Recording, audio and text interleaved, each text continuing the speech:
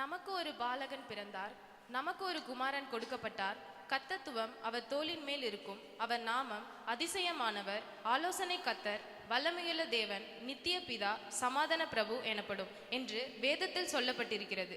ஆகவே ஒவ்வொரு வருடமும் இந்த நாளை கர்த்தராகிய கிறிஸ்து என்னும் இரட்சகர் பிறந்த நாளாக நாம் நினைவில் கொண்டு நம் சபையிலும் நம் இல்லங்களிலும் நம் உள்ளங்களிலும் கிறிஸ்து பிறந்திருக்கிறார் என்று விசுவாசித்து கொண்டாடி கொண்டிருக்கிறோம்.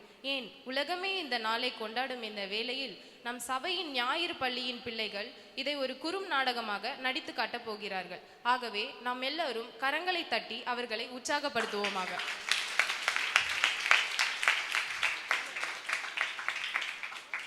இதோ மெய்ப்பர்கள் ராத்திரி வேளையிலே தங்கள் மந்தையை காத்து கொண்டிருக்கும் பொழுது தேவ தூதர்கள் தரிசனமாகி இரட்சகரின் பிறப்பின் நற்செய்தியை அறிவிக்கப் போகிறார்கள்.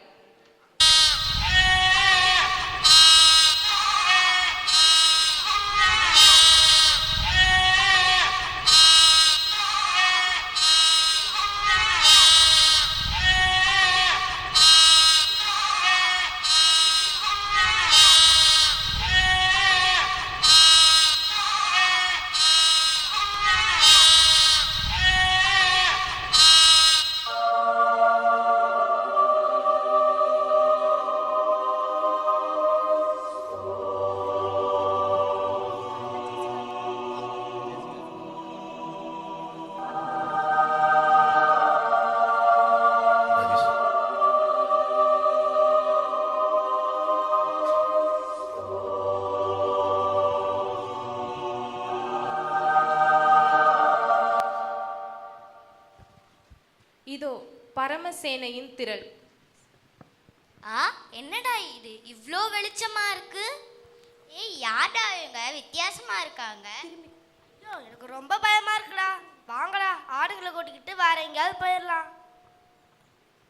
இருங்க இருங்க, ஒருவேளை இது தேவதூதரா கூட இருக்கலாம்ல? ஆமாடா, இருந்தாலும் இருக்கும். இருங்க இருங்க, அவங்க என்ன சொல்றாங்கன்னு பாப்போம். பயப்படாதீர்கள், இதோ எல்லா ஜனத்துக்கும் மிகுந்த சந்தோஷத்தை உண்டாக்கும் நற்செய்தியை உங்களுக்கு அறிவிக்கிறேன். இன்று கர்த்தராகிய கிறிஸ்து என்னும் இரட்சகர் உங்களுக்கு தாவீதின் ஊரில் பிறந்திருக்கிறார். பிள்ளையை துணிகளை சுற்றி முன்னணையில் கிடத்திருக்க காண்பீர்கள். இதுவே உங்களுக்கு அடையாளம். தேவனுக்கு மகிமை. உன்னதத்தில் இருக்கிற தேவனுக்கு மகிமை. பூமியிலே சமாதானமும் மனுஷனுக்கு பிரியமும் உண்டாவதாக. தேவனுக்கு மகிமை.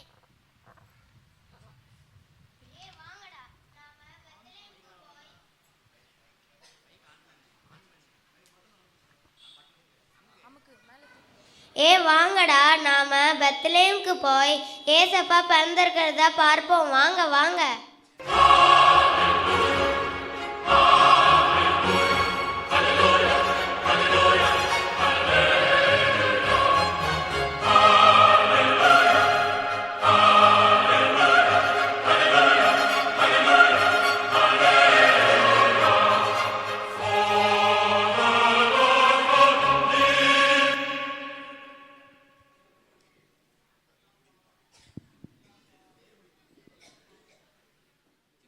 இதோ இருளில் இருக்கிற ஜனங்களை வெளிச்சத்திற்கு கொண்டு வர கிறிஸ்து என்னும் உலக இரட்சகர் தாவீதின் ஊரிலே பிறந்திருக்கிறார்.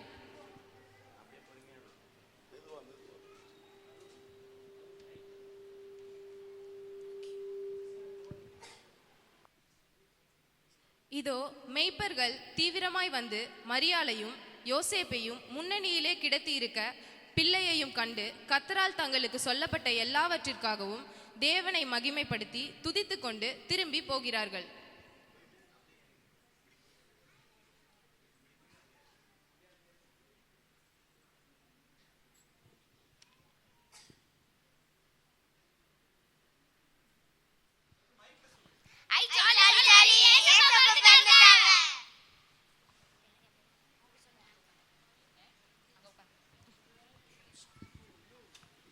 இதோ கிழக்கிலிருந்து சாஸ்திரிகள் நட்சத்திரம் காட்டிய வழியிலே நம் இரட்சகர் பிறந்திருக்கிற ஸ்தலத்திற்கு வந்து ஆனந்த சந்தோஷம் அடைந்து பிள்ளையையும் அதன் தாயாகிய மரியாளையும் கண்டு சாஷ்டாங்கமாய் விழுந்து அவரை பணிந்து கொண்டு தங்கள் பொக்கிஷங்களை திறந்து பொன்னையும் தூப வர்க்கத்தையும் வெள்ளை போலத்தையும் அவருக்கு காணிக்கையாக வைக்க வருகிறார்கள்.